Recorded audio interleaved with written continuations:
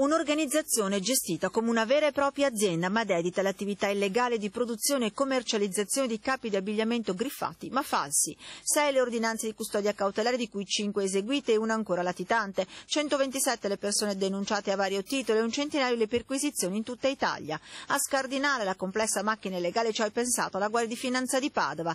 Tutto è partito a seguito del sequestro di capi contraffatti a 2 marocchini. Da lì si è risalita alla filiera grazie a pedinamenti e consegne controllate.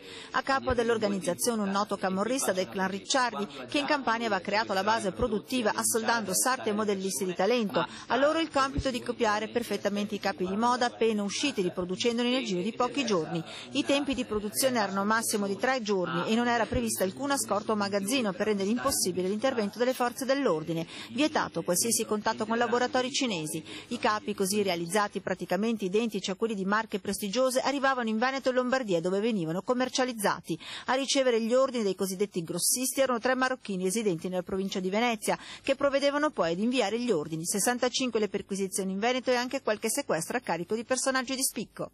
Una metodologia operativa riconducibile a un componente dell'organizzazione si basava sull'utilizzo di imbarcazioni per lo stoccaggio delle merci contraffatti. Per il momento ne abbiamo sequestrata una ormeggiata nella laguna veneziana, a bordo della quale abbiamo trovato centinaia di capi di abbigliamento contraffatti.